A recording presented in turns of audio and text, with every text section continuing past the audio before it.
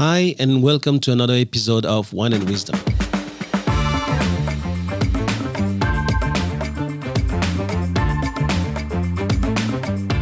I'm Thomas Hoang, and you're listening to the TL podcast, where knowledge is shared and no one takes themselves too seriously.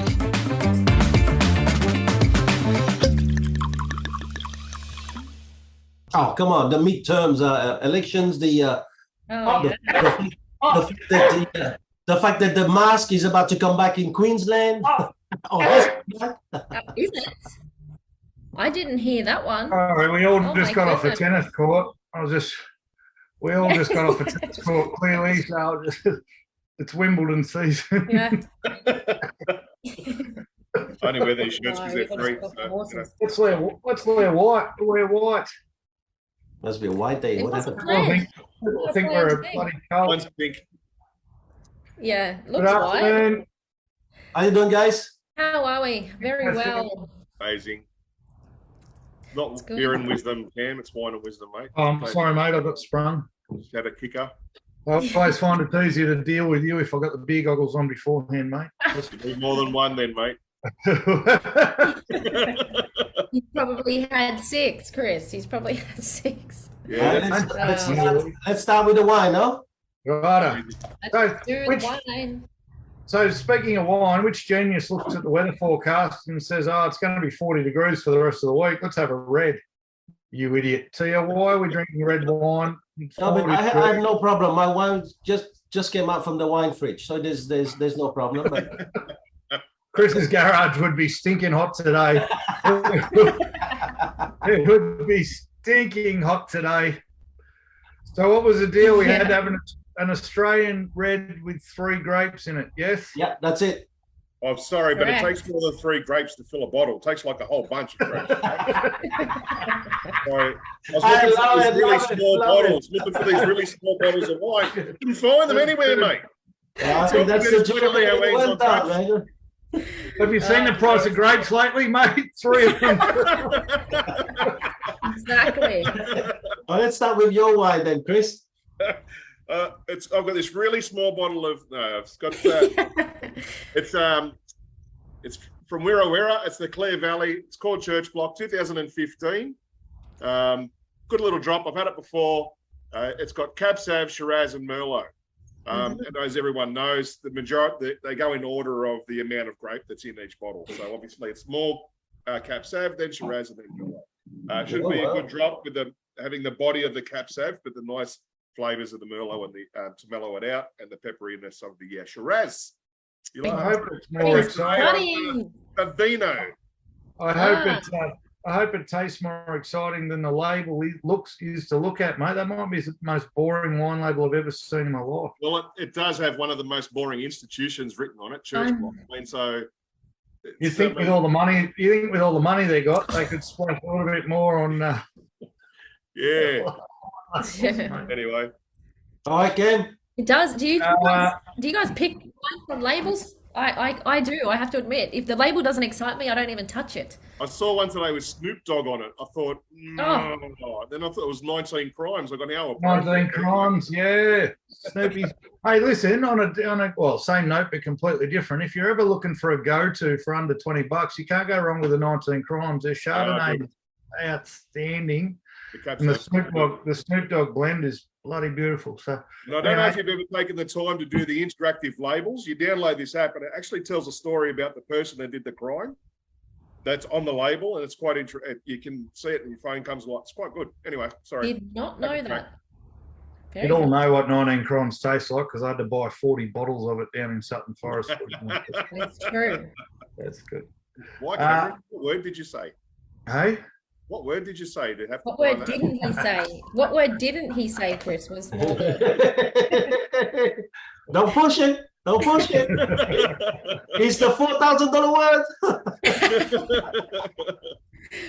You got till the 22nd to Chris Howe to get me to double up, mate. Otherwise, Chris, you see, that's not right to make jokes like this when it's your turn in 2 weeks. That's what I mean. We're there to have a good time. That's all there is. I can't. I'm so happy that you two are paying for my anniversary. It's unbelievable. Like I was. First I went, because we know you're a tight ass, and Chris. First I went. If it wasn't for us, so. No, first I went. Oh shit! I've doubled up the dates, and then I went. Oh, this is going to go one of two ways. And then I brought Crystal in. And I said, "Oh, our anniversary's on the 22nd." She said, "Yeah, I know. Good on you." And I said, "Yeah, we kind of booked for dinner for Chris and Lou's punishment dinner." She goes, "Yeah, I know." I said, "On the 22nd." She goes, and I said, "We're going to Mr. Hoang." She goes, "And we don't have to pay." Yes. Yes, because they've got 2 weeks. Yes. Yeah. So we booked a hotel room, mate, and you guys are paying for dinner, so thank you very much. I appreciate it. Now, I didn't go a boring cab, Sav, Merlot, any of that. I've got 2018, the Steeding from the Barossa Valley, Torbreck. The grapes in this are Grenache, Shiraz, and one I've never heard of before, which is Mataro or Matero. I don't know what it is. I didn't look into it, but I've had it in the fridge for a couple of days because it's a horrible weather to be drinking a red wine. So. We've had that before. Have we? Yeah. I mean, I know you like to. You're on fire today, mate. You're on fire. You like to excel and make sure it's never the same bottle. Good. I'm so glad you turned up today. This is great. Yeah, it's going to be good fun. All right, Louise. It's 4:20. We've had a Torbreck before. Have we had? Okay. Yep. So this is the GSM Holy Trinity Grant Burge. We've had that. So it's the Grenache Shiraz. You might have to pronounce that one, Thomas. Mourvedre. Yes. Yeah, very good. We've had that before too, haven't we? Good drop. So 2020 from the Barossa, the Holy Trinity. So we'll see. I don't know much about it. I can't help you out much, but it's the first time I know that I've actually had a wine with 3 different grapes. Yeah. What do you know about the wine? What do you know about the wine? Well, not a whole lot, to be honest. As I said, I haven't, I don't think I've had a wine with the 3 different grapes before, but when I went into the bottle-o and I said, I need an Australian red with 3 different grapes, and he said, the GSM, and I said, what is that? And he said, that's the 3 different grapes, and I said, that'll do me. But yeah, 2020, it's the Barossa. He was the pioneer, so Grant Burge was the pioneer, 1865, I think it was. Yeah, I don't know. It's going to be interesting because, as I said, I don't know that I've had a wine with the 3 different grapes before. What year is yours? 2020. Okay.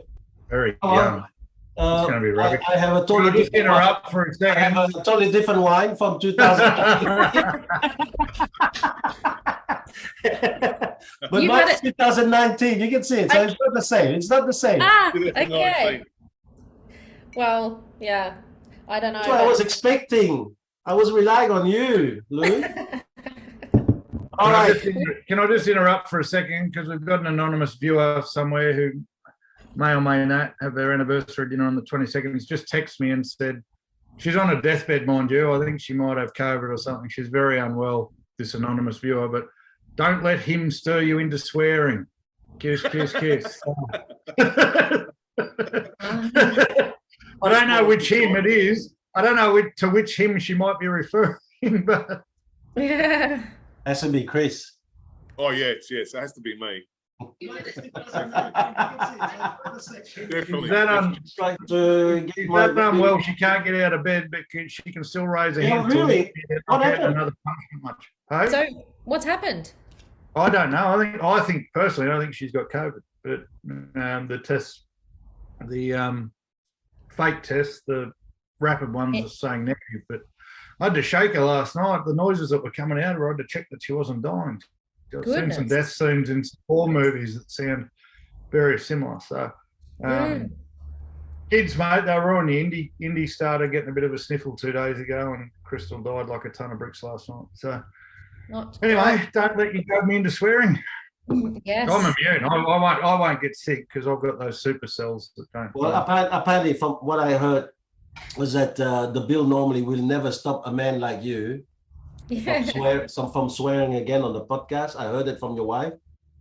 And I think that your wife knows you very well. So I think that you probably want to let her down at some stage during this podcast. We'll see. We'll see. All right. So what's in the news? What is in I the don't know. news? Did any of you guys? Did any of you guys watch The Block at all? No. Waste of time. Bits and I pieces. didn't watch it. I did watch the auctions. I didn't watch the series and how they're still able to operate. I've got no idea, but I won't throw. Let's not throw any steam to Crypto, or we might have one bloke with the initials T.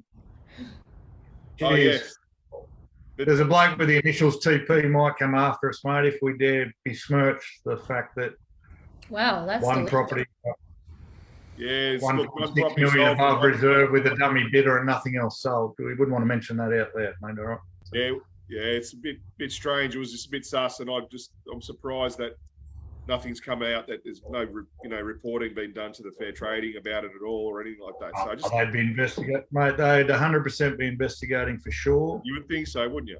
You'd think so. Well, the same bloke with those initials initially started gloating, and now he's showing all behind the scenes footage of where he told people exactly what was going to happen to try and cover his ass, I believe. So, you don't know. I thought it was a little bit out of left field, sort of, so to speak, when everyone else struggled to sort of sell that far apart, that much difference. And he didn't end up buying it. The guy that was driving the bid didn't end up buying it. I thought it was a little bit sus myself, but I just want to tell you what, you take your life in your hands going on that show. I'm sure agents do it thinking they're going to get a lot of business out of it, but none of them came out looking any good on the, like there was some that made look like absolute mugs by the TV editing and that sort of thing.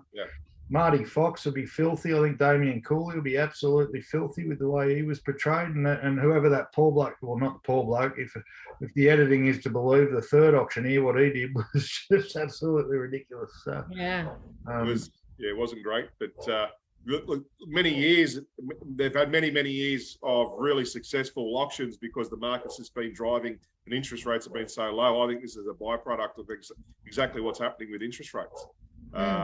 And we're going to see those shows, I think, have a longer span in between each episodes.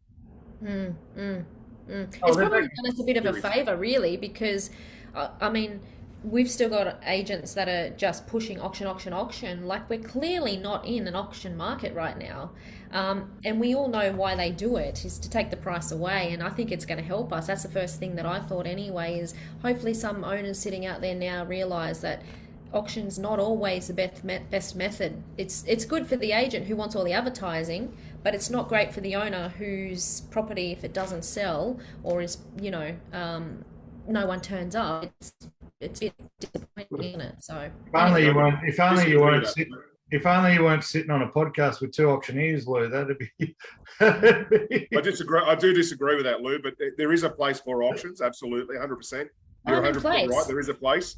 But I still think the process is a very, very good process, leading all the way up to the auction day. I'm not discounting the process at all. I'm just saying that in my area... You discounted completely. No. What I said was a lot of agents are still pushing auction, and it's not probably the right method in the market that we're in at the moment. And I'm talking from my area as well. So it's different time and place. People have to remember, though, is a good auctioneer can't turn a shit marketing campaign into a good one just because he's there on the day of auction. Yes. However, a bad auctioneer can screw up a good campaign. Yeah. Right? Yeah. And that's something people have to understand. And I still think in this market, even though we've only got about 50% clearance rates, if I was to sell my home, it'd be going to auction. And not because it's what we do in the area, it's because I think it's the best method to use at the moment. But regardless, I'm not in your area. I don't know what they do in the Central Coast, Cam. Are you auctioning a lot or mostly just listed for sale? What's the story? No, mate, listen, I don't want to do you out of a job either, but I can't stand auctions in general. I think we're paid to negotiate, and I think if four of us are bidding and I know what you've bid and I know what Lou's bid and I know what TL's bid and I've only got to beat you by $1, you'll never ever know how much money I've got in my pocket. I think our job is to empty people. I think our job is to empty people's wallets, as crude as that is. And the problem with an auction is you'll never ever know. So I've done them in the past. Sometimes I use them, to be honest, if the time on market blows out in the market in general. I've used them in the past to hurry things up, but they've all sold prior to auction. I don't. That's the whole point of it. But yeah, there's people who live and die by auction, so I'm not going to go too hard on it. It's just not my choice, not my choice. If I had a gun, that's all. Yeah. Gun to your head, TL, private treaty or auction. You're selling your. If I was to sell my house, yeah, private treaty. But if I was to buy a house, I love auction because I never get to spend. I never get to spend everything I have. That's for sure. I love that. I love that because if you're a good buyer at an auction, you just have to scare the crap out of the other buyers. You do it properly. You never have to spend everything you have. They go up They go up $5. You go 25,000, and they go up another $5. You go another 25, and then it's finished. They go. This guy's got too much money. And didn't the block prove that? You had a bloke buy 3 of the houses, so clearly he didn't spend all his money on the first house. Yeah. Proved he had another $8 million in his pocket, so at least. Yeah. Anyway. Unfortunately, though, the reason I say if I was a buyer, I'd use that because in private treaty, I think that there's sometimes wrong agents lying about offers and lying about how they take offers. So as a buyer, I love to see the offers on the floor because I know, all right, there's one there, there's one here. I now have to work those 2 buys, you know? So at least you can see it. Sometimes bad agents in the treaty will come back and say to you, no, they're not accepting it. But then what would they accept? You don't even know. And you don't even know whether they've gone to the seller. That's the problem. True. Yeah. Right? There's a software that came out. It was an open negotiation or I can't. I don't want to plug another business, but there's some software now that tries to do that where everyone can just enter offers and counter offers are entered and everyone can see it. I don't think that's the go either. I mean, what exactly are you hiring your agent for if we're just running the negotiation by computer software? To run the app. Hey? To run the app. We don't even have to have an account, right? Well, I mean, that's ultimate transparency, but that takes all the nuance out of a negotiation, doesn't it? Yeah. There's a lot of nuance in what we do, as much as people don't want to believe that there is. So, all very interesting.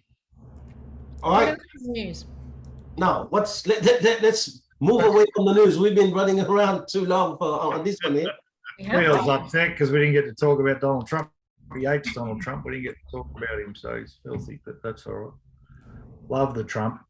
All right, what are we talking about today? What do people want from their leaders in 2023?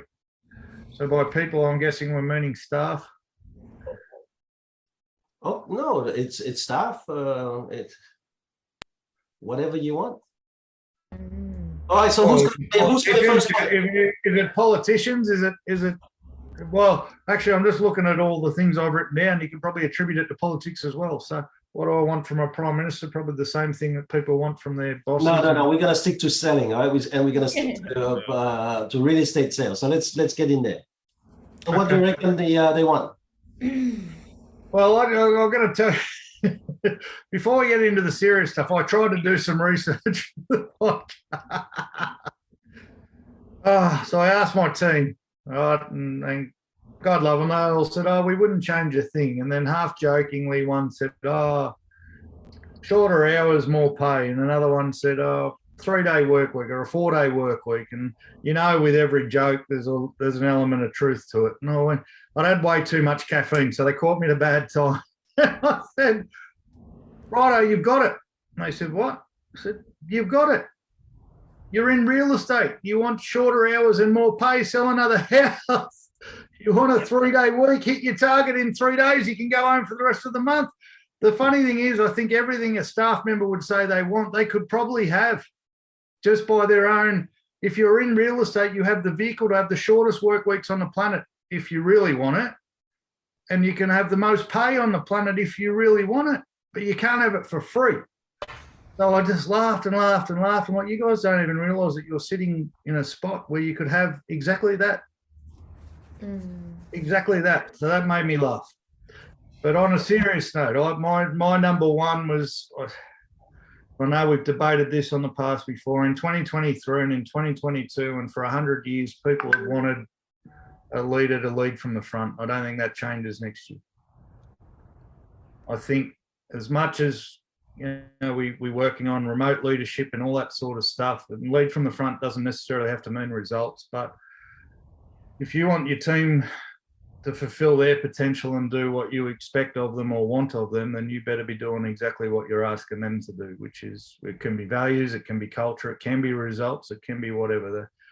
I'm seeing it still, and I'm seeing it more, and you'll get it more with the younger generations that we're leaving. If someone's talking BS in front of them and they know that when you go home you're not the person you're purporting to be in the office, then you're dead, you're gone, and your team will follow. So number one for me is still lead from the front.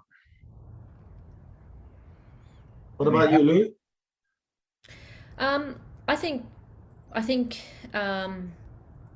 what people want in their leaders in 2023 is for us to provide a purpose and a caring for our employees, and to I think going forward we all need to possess a whole new set of skills and mindset, because the world has changed. And I don't disagree, Cam, that we do have to lead by example, but I don't think we necessarily have to lead at the front. I think what we need to do is possibly be more Well, we've aware. debated it in the past. You're so wrong. Sorry? Everything is from the front. You need to be first. Leaders go first, mate. That's what I knew. I was trying to think of who we had this Barney with last time, and It was me. It was me. But we need to, I think it goes a lot deeper than just, when you say leading from the front, Cam, to me, I just think figures. And that's your fault. But future I just leaders, said culture, values, everything. What people want in future leaders, Cam, probably has nothing to do with dollars, in my opinion. I think people want to be empowered, inspired. I think people want humility. I think people want somebody who's going to help them grow in all areas, not just financially, but spiritually, mentally. I think they want to feel like they belong to something. I think nothing to do with leading from the front, Lou. I've got half of those things I've got listed in separate areas. But what I'm saying is, you have to go first. Yeah, but what I'm saying is, Cam, when you say number one for me is lead from the front, I hear a lot of just dollars in that. I don't think that Cam said dollars.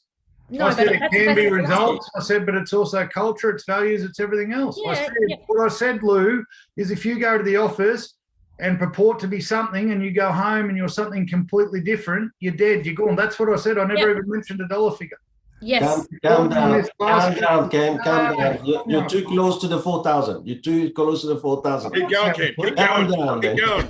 Go, you good thing. Go. I'm not going to swear, but if you think, Lou, for 1 minute people are going to give you any respect or follow you if you're not leading, good luck. You're gone. In whatever aspect it is. But you need to be leading in a lot of aspects, Cam. So you need to lead in everything from the front. That's what he said. Yeah. That's what he said. And that, it comes down very similar to what I said as my first one. I had three things. The first one was, can I trust you? Was the people will ask, can I trust my leader? And I think that's going to come down to the little things that aren't done are going to erode trust. Will destroy that trust slowly. Allowing things to go unchecked within the office will also destroy that trust. I think also people being disorganized, leaders being disorganized will destroy that trust, leading from the front. So that's very linked to that leading from the front. It's not all just the dollars. And I think another thing is leading from the front is being able to take feedback, because often a lot of leaders will give it, but they put up a wall when they have to receive it. So I think too, though, we were very quick and I got defensive to discount dollars too. If you're in trouble, we're in a tough real estate market at the moment, right?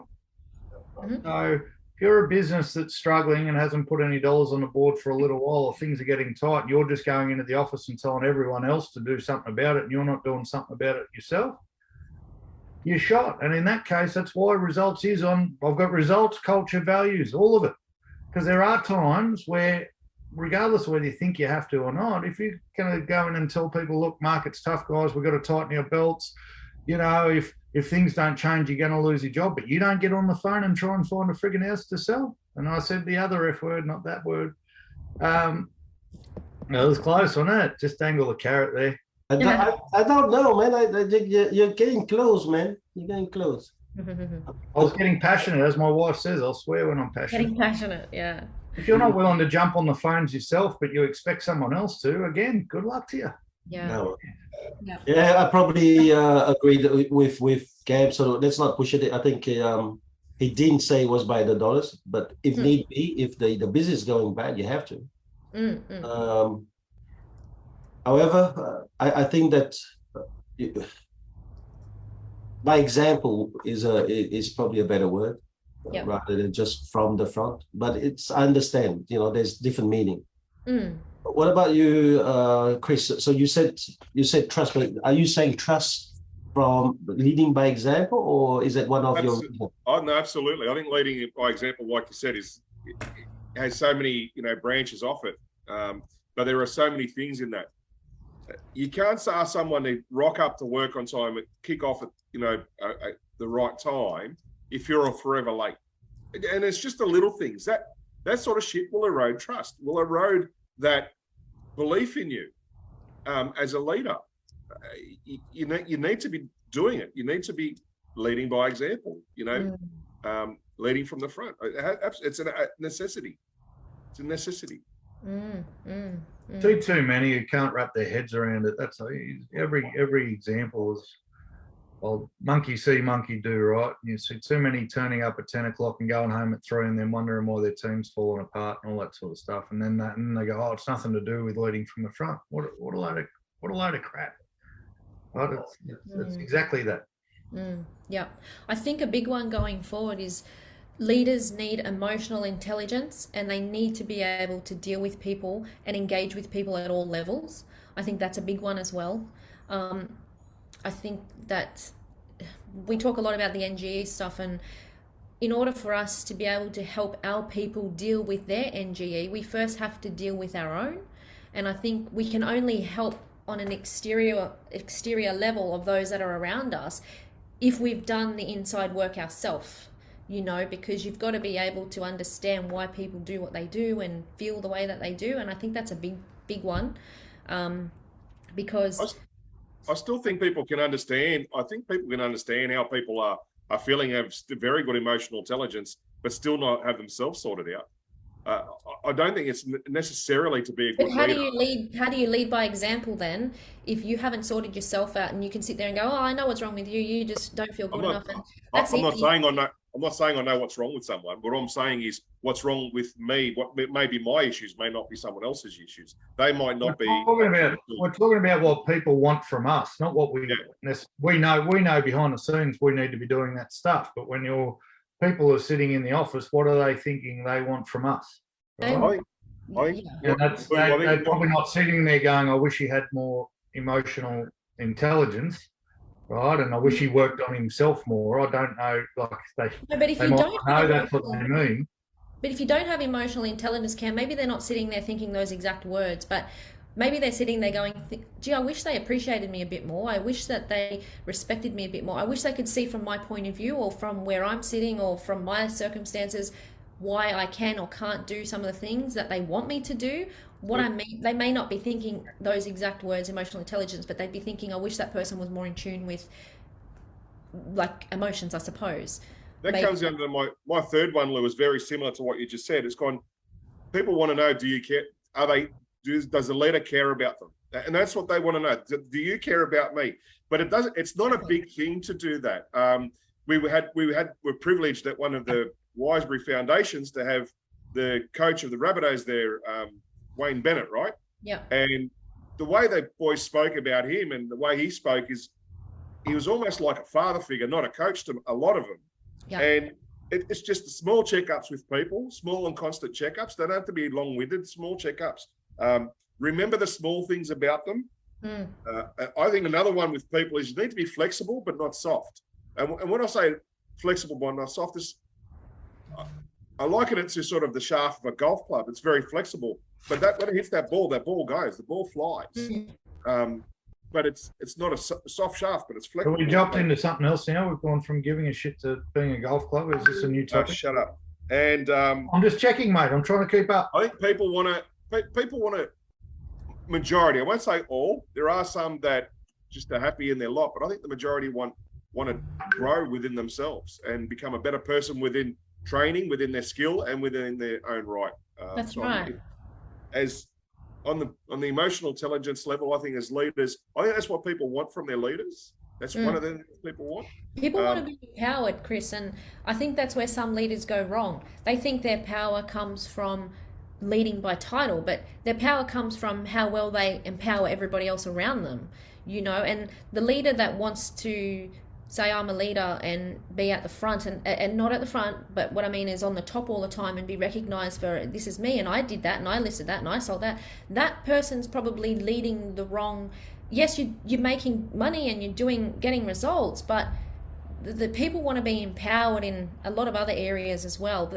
They want to rise above and be at that level, if not better. And so sometimes we've got to look at that and go, well, hang on, maybe I need to spend more time with them and on them as opposed to on myself as well. We need to look at that. People want to be inspired and empowered, and it's.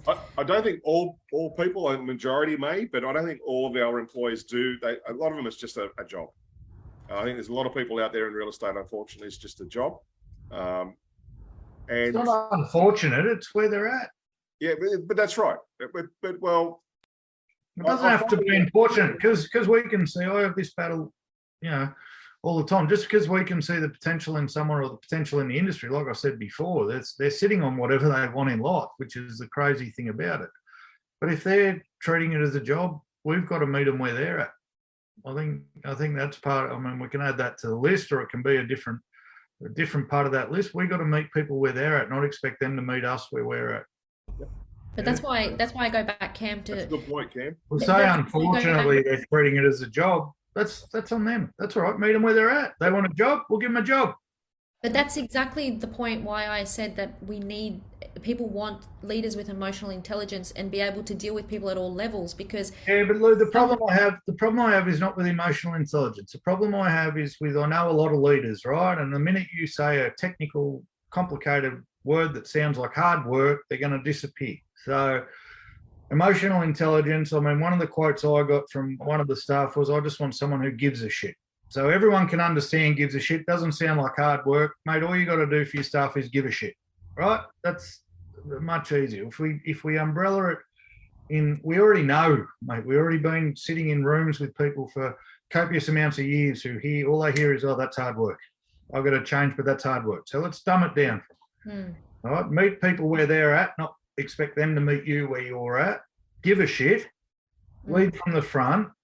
What else have we got that can be easy to understand and doesn't sound like hard work for people? Because heaven forbid we do any hard work, all right? Take less of the credit and more of the blame. Yeah. That sounds like hard work. Is that what you're stuck? But again, I don't want to keep dragging this back and TL will cut me off if I am. The topic is, what do people want from us? They want the leaders to take less of the credit and more of the blame. Yeah, that's right. I agree with you, Chris. And I think, and I go back to people out there blaming them staff. Is that what we're saying? Is that? I think a lot of people do. A lot of people see the results down, and like you said before, they're not rolling up their sleeves and making the phone calls. They're because saying that's to the not staff, hard need work, to make is more. it? That's easy. That's easy to do that. And if you're saying people don't want hard work, but I think I'm saying for leaders, because all these leaders here and they say, oh, all these staff want this. Well, I pay them, so blah blah blah. Right? I just want a dumb, simple list, because I'm a simple person, right? So less of the credit, more of the blame. More of the credit, less of the blame. What was it? Take less of the credit, but more of the blame. Okay. So you've been very quiet. I know you're going to say, oh, I was just listening. What? I was listening. Nice shirt. No, because there's a lot of things that you guys said that I've got on my list, but I think that we jumping around a lot. Jumping too much, yeah. So I think that the first one we did was lead by example, and by example can be from the front or can be, what is it? By, Value. what is it? By being in the trenches with them, or by setting an example in a different field. So it can be all of that. I think that we've spoken about whether they can trust us. And I think the trust element is a different thing. So, for example, I believe that trust is very much a one-way first. They can't trust us if behind their back we abuse them, we criticize them. Yeah. So I think that there's more about that. So I think that in 2023, people want to work alongside someone who fully cares about them. We spoke about the care, but we need to develop that, guys. Yeah. I'm going to start with the fact that with care, the market's going bad. In 23, people don't want to work alongside a leader who gives them a warning letter every month. Yeah. So that is not care. Right? No. Care is to foster an environment where people can win. Care is not about having the threat of a gun behind their head. People are working hard. If they're not working hard, they shouldn't be there. Exactly. Right? Yeah. But you can't have good people be there with a gun at the back of their head. That is not care. So what is an example of care that you guys can think of, or not care? Because I think it's going to be a big one next year. I think, going back to what you, Chris, said, and I raised it in a podcast a month or so ago, and about the Wayne Bennett thing. I think the best way in which we can show care is in the small moments every day. And when you have conversations with your staff, like Wayne did with Mark Nichols, and he talked about his shopping trip, and then he brought that up 6 weeks later, and Wayne showed that I was listening. I cared. I took the time to understand and listen to what you were telling me, and to replay that back to him. Mark, that's the whole point Mark was trying to make, was in that moment I felt like the guy really cared about me because he took the time. And I think we've got lots of opportunities in the day to build these moments of connection and show people that we do care, but sometimes we get bogged down on the big things, and we skip these little moments where we can build that. How's your family? How does your wife's appointment go? Did your husband's pass that exam or medical, or for his new job, did your kids graduate today? These are the moments where we build that trust, and they know that we care, because people don't care how much we know until they know how much we care. And that's what we've got to show them, that we can build these little it's like cookies in the jar. We can create these moments by showing them that we care about not just them as the salesperson who works for us and gets paid, but them and their family and everybody in it, and everything that they've brought up, and that's how you know when you're showing trust and care, I think, is when they start asking you the same things and telling you about their personal lives. There's a lot of leaders that don't know diddly squat about their staff, and that's a sad thing. I think that's a big one. We need to not miss those little opportunities to build trust and connection. I think care can be. We talk about trust. If we tell people, and I've already said it a couple of times on this podcast, the world is at your feet in real estate, right? Caring would be showing them that. To build the trust, they've got to get a win, right? You got to give them a check at the end of their first quarter or whatever it is. If you really care about someone, you will help them get that win, not just tell them to go out and get that win. I think that's a form of care. Yes, Lou, it's results based, and yes, it's money based, but if you're not in real estate for the money, you probably shouldn't be in real estate, because it's a bastard of a job a lot of the time if you're not getting paid. So caring would be helping them get that win. Yeah. All right, you can ask them how their day's going. You can care about their family all they want, but if at the end of the quarter they're not taking home a check, like your care for them can only go so far. It doesn't help them put food on the table. So how do you help someone to go home with a check? Well, one of the things that surprised me today when I asked myself the question was, one of the things they raised is I'd like you to be harder on results. I'd like more accountability. Shocked the hell out of me. Nearly fell off my one leg that I can walk at the moment. Like, and as leaders, or as me, I've been burned in the past by holding people accountable. You want to hold someone accountable, but the minute you mention maybe they could be doing more or vice versa, it all goes pear-shaped, right? It's the end of the world because of the different people that we're dealing with. But you're actually caring for, we talk about market reviews, and that's caring for the vendor by doing the right thing. I think you're caring for your staff by holding them accountable to results. It can't all be hugs and kisses. I think that's care. Holding the system, running the system properly would be care. They might not see that. They might not understand that because they haven't seen the book, but run the system is a form of care. They may not realise it. Holding them accountable to their results, you're doing it for them. As much as you're doing it for the business, you're doing it for them. Well, I think that's a way that, because the minute you say a word like care, it tends to go to, it's going to be a very broad term, but the kumbaya stuff, right? That's care. And yes, I 100% agree. Okay, 100% agree.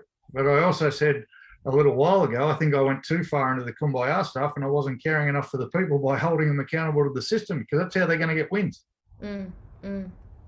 Yeah, but I think Cam too. Hey, sorry. That's right. Go on, Lee. I was just going to say, like, people are ultimately, at the end of the day, people are going to make up their own decisions about whether they think we care or not, and guiding them in the results department is great, but I think for them to understand and know that we care is to be able, in those little moments of interaction about not just work but their family and everything Didn't else. argue with that, Lou. You can go too far the other way.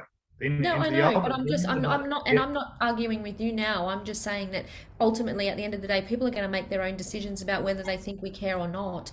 But I think we can go a long way in showing them how much we care, if we truly care, by being interested in them and those around them, and not just their results. Yeah, I think that both of you are right. So let's not even argue. So there's an element of care about people's private life. And there's an element of care to make sure that people go home with money. So I think that you guys are arguing about two very. I wasn't even trying to argue. I was just saying it was an element. Let's continue about the care. So I said already about the care of not threatening people. I also believe, I just finished, as you know, 3 days of recruit training. Yep. And I could see some of the people in there who would do very well, but because they are different level in their growth with different NGE in them, some I could really hit. I had a young guy in there, Thomas, and I gave it to him, no problem. I had a young guy in there, I would say, Jordan, if I had to give him as hard, I would break him. And so as a leader, I think you have to, if you're going to care, you're going to have to really know how to, and this is when I go back to agreeing with Louise EQ, you have to have that ability to read situation differently in each person. Yeah. And a guy like Jordan, if you are threatening him all the time, you're gonna break the guy. I've never, actually, by the way, he was my pick out of the entire group over the 3 days. And to me, he's a champion. That guy's got blood of champion from where he came from to what he was showing me. And all I was thinking is, oh man, I'll give it to you. Like, for example, he received a book, the NGE book from his leaders, and he hasn't read. So I knew his NGE is pretty heavy on him. So saying to him, you're an idiot, you're not the reader, you'll never be successful, I was never going to get the best out of him. I made fun out of him. I said that he probably going to spend more money than me in our lifetime on toilet paper, and I probably spend more on books. And we'll see that when I'm in my 90s, we meet. And he had a bit of a laugh. And then I said to him, do you know what? You received the book for free, right? He said, yeah. I said, I'll give you $10. So you're going to make $10. I'll just get the book back from you. I said, and you make $10. And he said, no, I'm going to read it now. Why? Because I played with him. I had fun with him. I called him Sorbent. And afterwards, I actually said, I'm sorry, I should not have insulted Sorbent. But the kid responded to that. And it takes enormous amount of EQ. I don't believe you can care unless you have EQ. Yeah. So that is my point. if you want to care, you have to have the EQ. You have to have and even us, the four of us here, we're having podcasts. And some people have the podcast. I won't say who it is, but if you ask him, he'll tell you. We spent the time, if he has a point, he has to just hit the point. Why? Because he must win the point. And to me, sometimes that shows a lack of care. And I'm thinking, what if he does that with the team? Yeah. So where, for example, I look at Lou and some of the things that you say, and yes, you try to balance the point, even if you know that maybe you're on a losing point, you try to still come back. And I'm going, she's using EQ to balance back and forth. Now, it's not a criticism, because I probably have a very low level of EQ and very low level of care among the four of us here. But I have to say, it is the job of a leader to have that. Otherwise, you can't lead, especially in 2023. I think the world of small real estate business is going to change dramatically. Big businesses that are treating people like crap are going to lose people in droves, because they're going to look for the guys that can actually sit down with them and really care. And I just looked up the definition of care. It's about feeling concern, showing interest. Right? So feeling concern can be about their income. So Cam's right, helping with the bonus and the check. But it could be about something that's happened at home. Yeah. And I think too, going back a little bit to last week's podcast as well, I know I got a bit emotional and whatever and said what I said, but I really needed to say that. But thinking about this topic this week and I have to say, it was a pretty amazing conversation with a particular leader within our group, which I never thought I'd hear the words come out of his mouth. But he said to me, Lou, I realize now the mistakes that I've made by treating everybody equal in terms of you're just a salesperson, so you do what I say and this is how you do it. But listening to what you said, I realized that if you're a woman and you're in sales, but you're also a mum, you've got to remember mum will always come first. So if you treat that person as a salesperson, if you allow her to do her job but be a mum, you're going to get better results than you've ever dreamed of. But if you treat her as a salesperson first and almost not allow her to fulfill her mum duty, you're not going to get very good results. So there's a balance there, and going forward, future leaders need to understand, if you want good salespeople, and women are good salespeople, you've got to allow your mind to change in how people work and what different people require. And I'm not saying that we need more time off or anything like that, because it's quite the opposite. I think what leaders need to, what people want from their leaders is to be able to almost do both roles equally, and you'll get what you want, which is performing people with the right attitude. Yeah, but care also means holding them accountable. This is where I agree absolutely. Because if you don't care, then you don't have to hold people accountable. If I didn't care about my kids, I'd let them do whatever they want. I never tell them off. So holding people accountable is also part of care. It's not that you don't care. Okay, so yes. I feel that we agree there. All right. Is there anything else about care? I think sometimes we look over the part that is, and it's an unfortunate part of our job, is some people just aren't fit for real estate, and they want to have a go, and they come in and so forth. I think holding on to the wrong people is the wrong thing, because you're not doing them any favors. You're not letting them go. And you know what? They might go back to another real estate agency and fail and time and time again. But I think holding on to the wrong people is not showing a sense of care, because if they're not going to be able to do it straight away, I don't believe a lot of them, and you know it, and we know in our careers we've met enough people to say, you know what, maybe real estate's not your gig. Maybe, I don't know, something else. But I think so. That's one point that's very hard to do, but it's an essential part of looking after people. No, that's good. I think it's a lack of, not, as you say, Chris, you got to let go of the wrong people if you know in yourself that they're not the right person, because holding on to those people, you're actually showing a lack of care for the rest of the team as well, because you know that they're not the right person, and the team's going, why are you doing this? Like, what are you doing? Look, when I was looking into this, I looked up, I thought about the Anthony Robbins, the 6 human needs, and the first two are love, connection, and significance. And a new staff member or an older staff member or whichever it may be, if they've got connection with you and you're showing a bit of significance about whether it's one-on-one lunches or having them over your place or whatever it may be, or being interested in their family, that's 2 of the 6 that you need to sort of engage to have a very loyal staff member. So I think it's not as difficult as everyone says. Like Cam says, keep it simple, stupid. The kids' principle is just think about that. Just connect and give them a bit of significance. Yeah, but sometimes I find it's also hard. I mean, I obviously meet with a lot of leaders and talk, and sometimes their own NGE is a problem. For example, they have money NGE. There's always the fear of lack. And so when they sit down and they see a sales team member not turning up at the office early enough, something in them goes off. Sometimes I also see leaders who are having issues at home, and then they have to take it on the staff. I think it's a lack of care.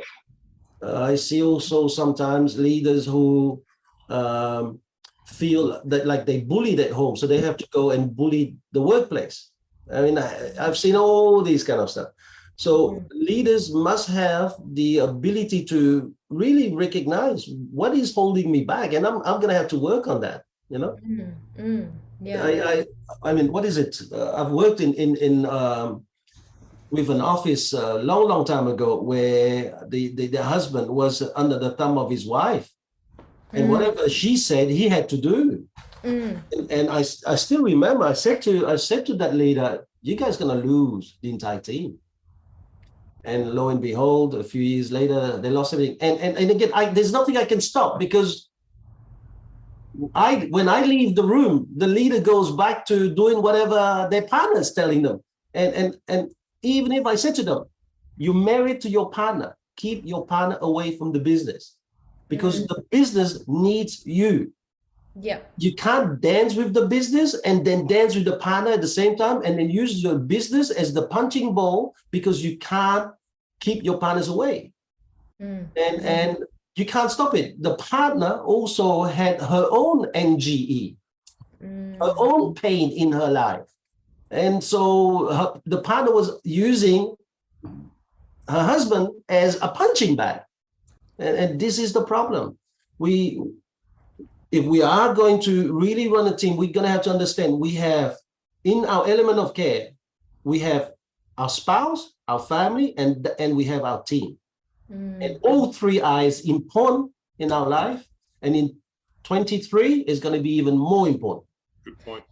100%. I had number 2 on my list. I think that the generation we're dealing with now has a huge sense of justice. So number 2 on my list, and I just want to ask, does it fit under care still? They want to be treated fairly. So the first point I had was they want to be treated as a person, not a pawn. That's probably care. But I think the second point is it could be care, but it could be separate. I want to be looked after first, not last. And I don't think that's a care.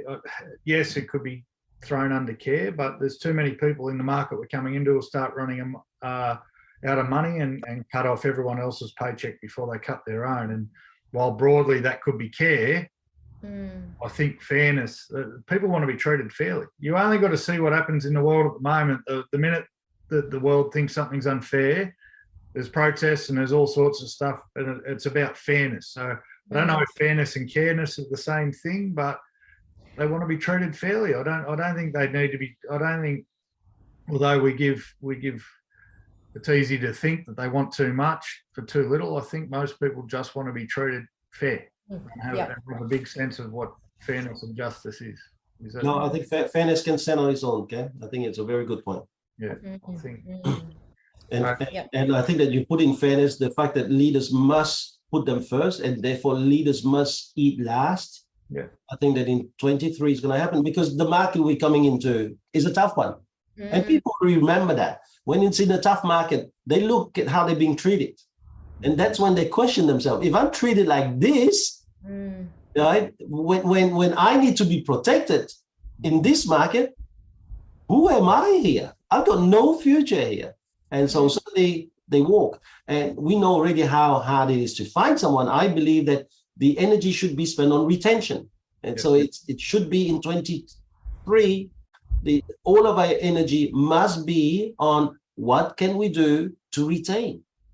Problem is, TL, many of us, and I'll say us because we're all leaders and we're all owners and we all pay wages. Well, I pay them, so in return I get this, and that's the idea of fairness. Let me ask you this, what's the staff members' version of fairness?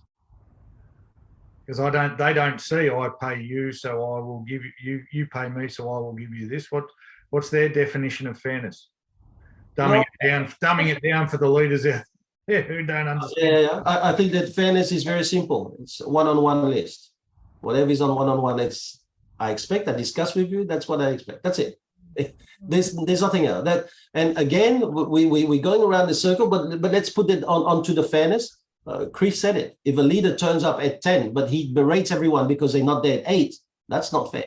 Yeah. But that's also not leading by example. So that's a crossover. I get it, but yeah, people go. I think that it's a broad kind of term, but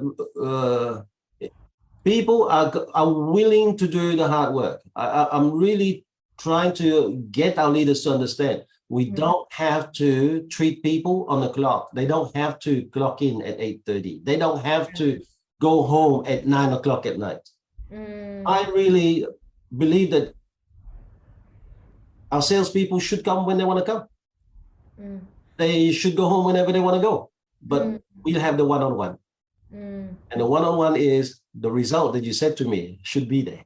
I think with fairness as well, Cam, I think one of the big things is, and I'm going to say a big swear word that you all, except Thomas, don't like, and it doesn't start with F, but it starts with Brene Brown. One of the... What do you mean except Thomas? You should hear what he says. Thomas likes Brene Brown. Thomas, I hear a lot of Brene Brown in Thomas. But anyway, oh Jesus! One of the things that she says, and it's very simple, stupid, so it's going to fit nicely in your don't make it too hard basket. You've already made it too hard, mate. You've got it, Brene Brown. I don't understand. No. One of the things she says is clear is kind and unclear is unkind. And I think when we're dealing with our people, we need to be clear with them. And if we feel a certain way or think a certain way, we need to be clear with them, because dancing around the edges and not, saying what we want to say around in a roundabout way and being a little bit unclear about our intention or what we're trying to get to is not kind. And people just want fairness and kindness. And I think we can be very much, just by making ourselves clear and our intentions clear, we can be very kind in that regard, because it's so simple and it fits nicely in your not too hard basket. Just keep it clear, and people see kindness in that. When you're unclear and you start changing the rules or the goalposts or this or that, that's unclear is unkind. And so, and that's authenticity as well. So I don't know how that fits in the fairness basket, but I think it does. You said kindness and fairness, so it doesn't. Louise, the only reason the Brene Brown is not really like, Brene Brown could be equated to EQ. Yes. So when you say Brene Brown, the people with low EQ will argue with you. That's a load of crap. Listen, I've been biting my tongue, but point of order on your point before, Thomas. We've got more EQ than the universe can handle in the other two people on this podcast. So if someone can't raise an IQ point to try and balance that out, then what's the point? You know for a fact that a lot of my stuff is done on EQ. So don't spin stories on here, you little web, and make Lou feel good about herself. It's all about hugs and kisses. Someone's got to occasionally point out that the world won't survive on hugs and kisses, all right? I disagree. I haven't seen too much of your EQ. Sorry, I'm closing my I believe Chris said to me one day, you need to be more EQ, and you interrupted him and said, no, I believe Cam's very EQ, Chris. So you should... sometimes I do lie to make sure. Lying to make sure that other people can live with themselves, it's okay. I think part of, and everyone might have realised this, I think part of the problem is we're heading to a world where everyone thinks we can survive on hugs and kisses. And while it's very important and love is the most important thing in the world, 22nd of November, baby. The 22nd of November. Love doesn't make all the wheels turn, and that's the only point I try and raise occasionally, so we don't get lost on a hippie drum and in Byron Bay somewhere thinking love is all there is. Yeah, love is all there is.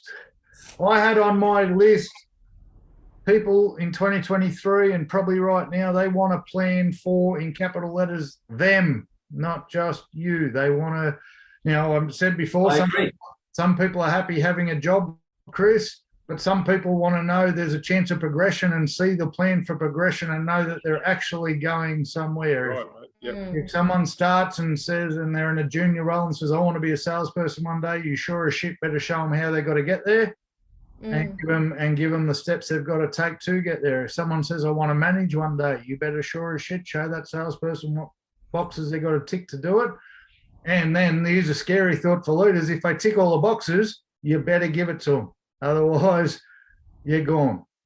And if someone says they want to open a show one day, you better show them a plan on how they want to do it. People want to know that there's a plan for them, not just the yacht that you're sailing off onto. That's awesome. Great point. Absolutely. People are now going to look for something for themselves. I had a couple of conversations during the week where people openly said, this guy should probably be in sales now, but he works better for me as an assistant. If he's not my assistant, then I've probably got to do more work. Openly said it. And I just know that event, that very soon is, if it hasn't already, is going to come back and bite people. We are not, again, we need to meet people where they're at, and that force them to meeting us where we're at. And that people just want to plan, man. People want to plan. That's right. I 100% discussion with the staff member, and he made me more aware of it. I thought I was pretty good at showing people progression, but he said, you keep saying I'm close, but it never eventuates. So I think you're full of it. He said, and I applaud him for saying it to me. I've got no issues with him saying it to me, and it was a great conversation. He was right. I've said, mate, you're going to get there soon. You're going to get there soon, but soon isn't a plan. No, exactly. And soon doesn't give them any security on where their future's heading, and soon doesn't let them go home to their wife and say, babe, all I've got to do is this, and this, and we're going to be here. Or husband or wife. So progression.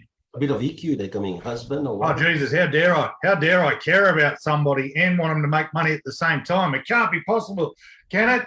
It can't be possible. I think it's one of the best ways to show care is and be a good leader is exactly what you did, is ask for feedback, accept that feedback, and then adjust your plan according to that feedback. I didn't ask this guy for feedback at the time. He just gave it to. This is a different conversation. Okay, but you accepted it. You didn't say, shut up, who the hell are you? But you accepted it. And you took that on board. And I think that's a sign of a great leader, is if someone who can listen to that feedback and then adjust the plan and then go, hang on, maybe that is a shortcoming of mine. And that's one of the greatest ways to show care.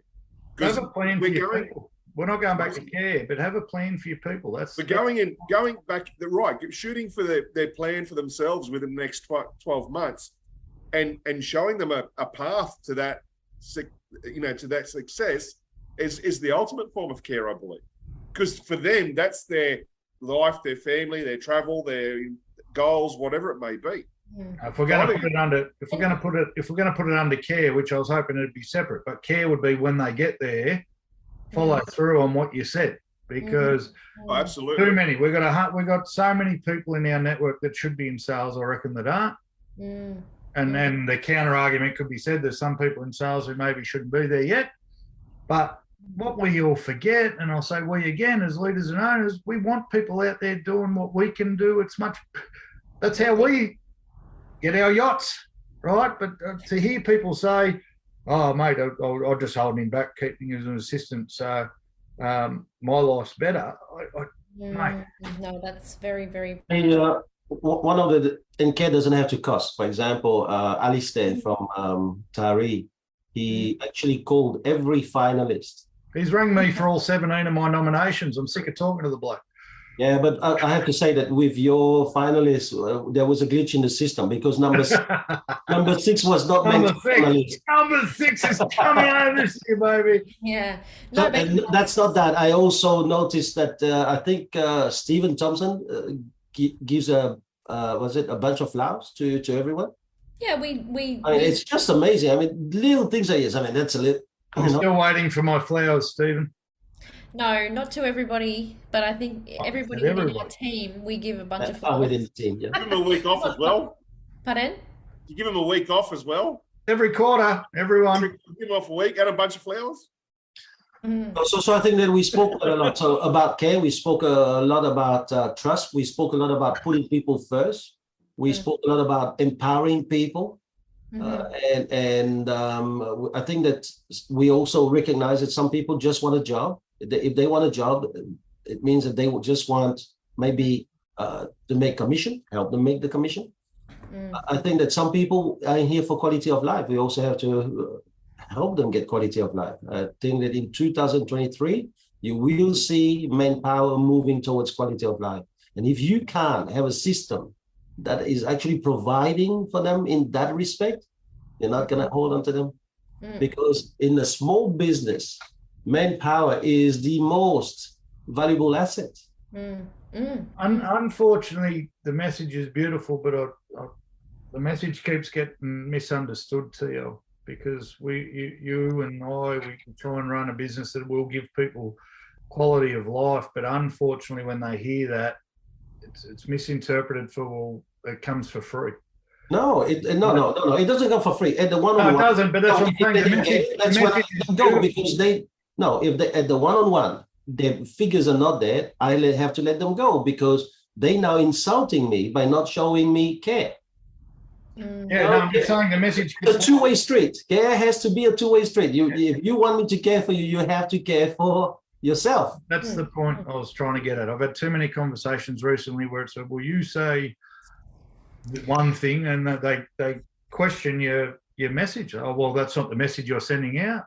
That's exactly the message I'm sending out. You can do whatever you want as long as you've done what you said you're going to do. And oh no, well, that's being transactional. You said you wouldn't be transactional. No, it's people do want quality of life, but people also need to understand that it comes, and the cost is the wrong word, and the price is the wrong word, and sacrifice is the wrong word. But unfortunately, accountability is the word you used. It doesn't come for free.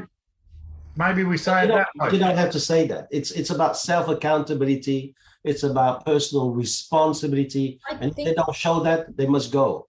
And I think it also comes back to I think it comes back to a trust thing as well. You trust them as much as they trust you, because I know there's women that work 4 days a week and get just as much done in 4 days as they do 5 or 6 days that they would have worked prior to COVID.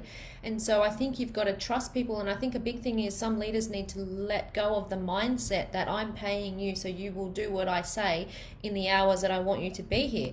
Well, if they actually entertain the thought of maybe if that person is allowed to or can feel as though they've got the opportunity to do what they think they can do in 4 days instead of 5, and probably do better than what they could do in 5, because they're allowing that person to then pick up the slack in that other area of their life that is extremely important, i.e. mum, then it's a win-win. But you've got to have that trust in your people, and they've got to have that trust in you. But that's all well and good, Lou, as long as they're performing. Exactly, but if they're not performing, Chris, you're not going to let it happen and continue, are you? So, but if you don't give that opportunity to begin with because you're too scared that they're not going to perform, you're going to lose them anyway. I can tell you right now. Hang on, so do we give that opportunity before they perform or after they perform? You don't obviously give it to somebody who's just joined you, but if somebody's paid their dues and they've been with you and they've been loyal and they've performed in the past, and they say to you, listen, it would be really beneficial to me in my life right now, given the circumstances, that if I could work 4 days, and I'm happy to work 13 hours in those 4 days, but if having that extra day for me would allow me to spend more time with my kids or do this or do that, you know what? You're going to get a better performing person in that role. And what happens if they don't?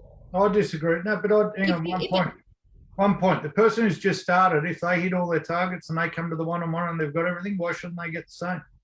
Well, that's up to you, Cam. They As don't a have to pay. that's They don't your have to office pay and their that's your dues. choice. They got to do what they said they were going to do. When I say they pay their dues, what I mean is the person that starts today, you don't offer them that tomorrow. The person needs to be Yeah, I with do. a few quarters to say, oh, you know what, that person's actually capable. You've got to know in yourself that that person's capable. You don't offer that to anybody because that's ridiculous. That's idiotic. You No, let that it's, person excuse show. me, you hit your results. You hit your results, but you don't get the same as someone else who hits their How results. does somebody who only joined you last week hit their results?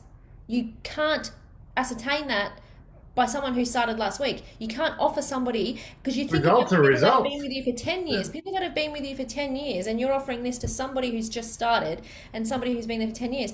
You don't do that. You've got to be realistic. My question You've is, got to I be disagree. mindful. my question is, 100% Lou, let's say they've been with you for 10 years and you give them that. Are you showing care if in 3 months their results have dropped dramatically? Are you showing care by allowing that to continue? I can tell you from my own experience as somebody that's been with me or in my office for 20 years, all right, I've been working alongside them for the last 10. Bruce, and I'm talking about Bruce, he works 4 days a week, and that guy's performing better now than he ever has in 20 years. So I don't know if it's a coincidence, but at the end of the day, we gave him the option at his age, knowing that, you know what, life's short. You don't want to be sitting in this freaking desk for the next 10 years. And just feel like because you have to work 5 days a week because that's what society says. No, the guy's got a family in Queensland. The guy's got things he wants to do. He wants to lay back and read and go surf, whatever. I understand that, Luke. He's performing, but I'm putting the scenario out there that what if the person, and it's great that he's performing, what if the person wasn't performing? They wouldn't be there in the first place. No. If in the 10 years, then you give them that freedom. But the new person who's performing, Chris, doesn't get anything, mate. They got to be that freedom. They've been there. They've paid their dues. You give them that freedom to work 4 days, and they don't perform. They go back. Okay. So I'll tell you what you do. You pull them in and you say, "Hey, listen, this is not working. You wanted this, and we were prepared to give it, but it's not working, and I'm sure you can see that. So what we need to do is either go back to what we were doing." But Chris, seriously, if people aren't performing, if they've been there 10 years and not performing at 5 days a week, they're not going to perform at 4 days a week. You know what I mean? So that's not what I said, Lou. I said if someone was performing and you gave them the time and they then stopped performing, it's not showing care, allowing them to continue those 4 days a week, right? As leaders, we have to adjust the plan. That's right. So we would have that conversation and say, look, this isn't working. It's not working for us, and it's probably not working for you because your results have dropped. So we need to go back to what we were doing prior, and we gave it an opportunity and we gave it a try, and that's what diversity and going forward is about. We can't be stuck in the 1950s mindset of what leadership is, where you turn up and it's this hour to that hour and you wear this and you do that. Unfortunately, the young person's still got to pay their dues, like in the absolutely, Kev. I absolutely agree with Lou. If you first join and I give you the same benefit as a guy who's been around me 10 years, I'm insulting the guy who's been around me 10 years. That's the point I was trying to make. So that's number one. And that's why we say in the system we have 4 different rankings even of pay, and they have to have 2 consecutive quarters before they move up. And before they move up to gold, it takes them at least a year and a half. Mate, we run a business together, and as long as they're getting their results, we don't care what they do, and that's not age governed or experience governed. No. So, but we didn't do it. No. It's not the same thing, man. You're talking about different thing. If someone's got 3 results and they go home, it's a very different thing to making a decision to give them a day off out of the 5. It's a very different level. So when you do that first week, so the first week they got it, so that you go, okay, now you can do this. Suddenly the second week they don't have it. What do you do? 1 week or 1 month or even 1 quarter does not show enough consistency for you to be able to apply that rule. That is just crazy stuff. What people have to be, I think that, Lou, I couldn't have said it better. I think that what you've done with Bruce is fantastic. One of my favorite salespeople. And I think that if Bruce, let's say, was to have a bad quarter than Chris now, I wouldn't chop him and get onto him, because now I become transactional. I have to sit down and analyze a bit more. I have to use my EQ and find out what's going on, because everyone's got up and down. I see leaders who got up and down, right? And so everyone has got the right to lose a race every now and then. As long, but that's when we need to trust them. That's when true leadership, true caring leadership sits down and go, all right, is there anything I can do to help now get him back there? You can't become transactional because that first quarter he's gone down there. Whoa. That's, if you want to treat people transactional, they're going to treat you transactional, because when they're going to do well, they're going to say, mate, you know what? Remember, now I want more. And I think we have to be careful. Otherwise, beautiful answer. All right, guys, we got a few minutes left. The nomination starting to come out. The finalists, nomination is stopped. Finalists have gone out. Cam, congratulations on a lot of your, finalists now. Lou, congratulations.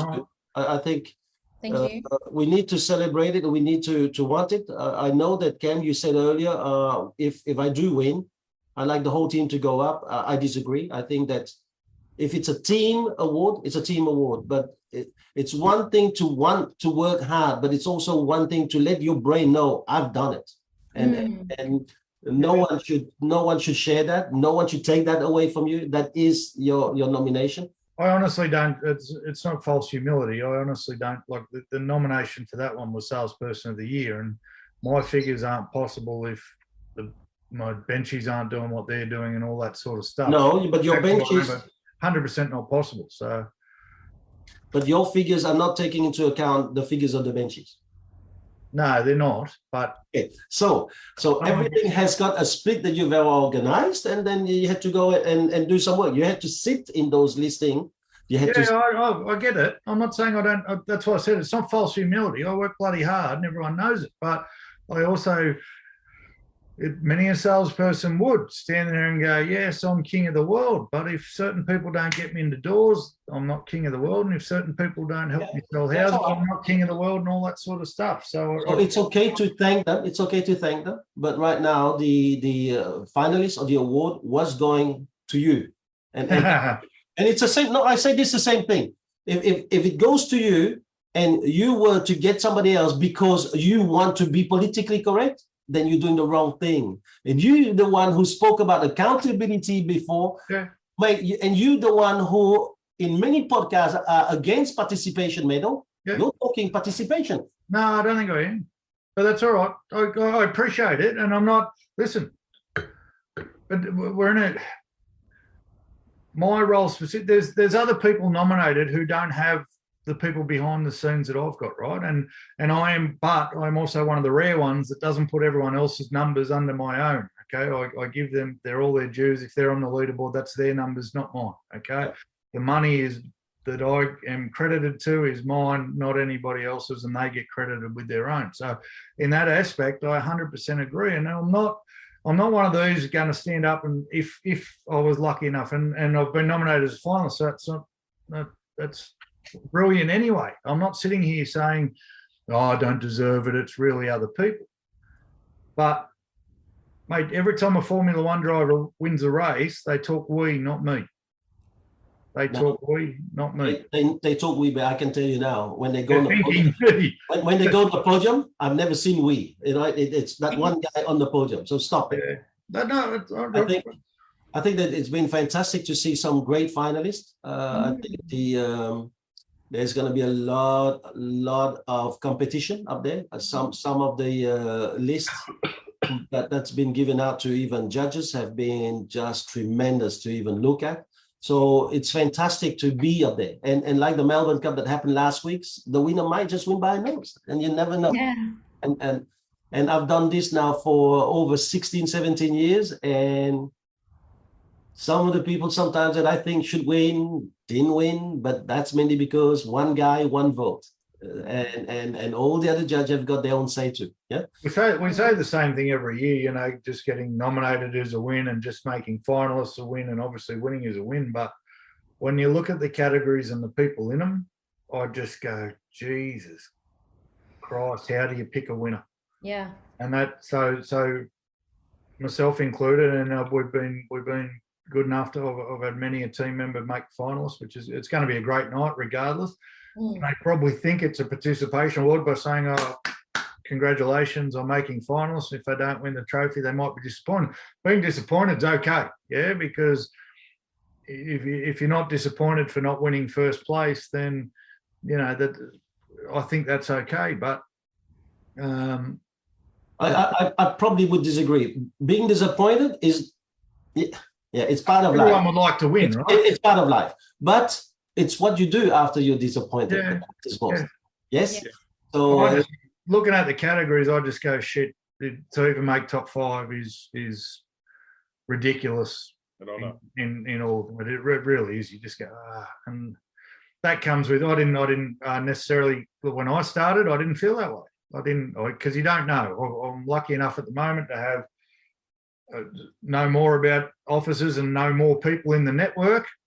So when you see all 5 people that you rate very highly land in the same column, you go, holy shit. To the person who only knows the people in their office, they won't realise it. That's what I'm saying. Like in the early days when I got nominated for rookie or whatever, I didn't know anybody else, so I didn't care. I thought, I've got to win or it's nothing. And there's probably people feeling it, but mate, just to make the top 5 in what we got going on at the moment is crazy. So well done to everybody. all right, great topic, guys. Thank you very, very much. I'm sorry I didn't hear you, Louise. I just said very good, like nicely said, Cam. Nicely All right, Lou, as our lady, would you like to close this session on this topic? 4 words. 4 words. Stop it. I think the thing that we need. Stop it is 2, Chris. Stop it is 2. You just said that 3. They should laugh. You're not nominated for mathematician of the year. No, guys. On a serious note, though, I think what people want from their leaders is for their leaders to understand that in order to lead anybody else, they first must lead themselves, and that at the end of the day, we need transformational leaders going forward.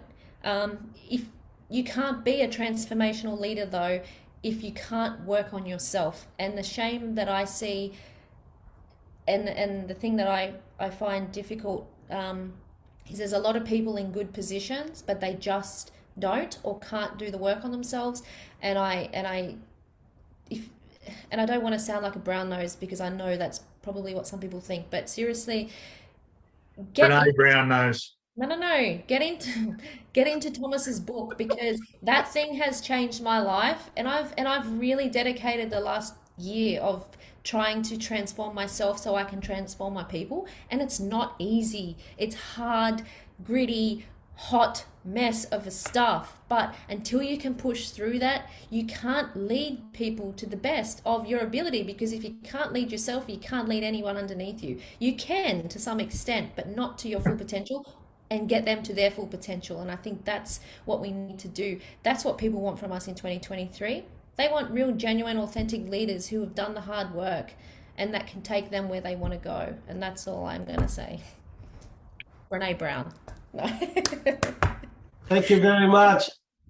Talk to you guys soon. Later. See ya. Bye.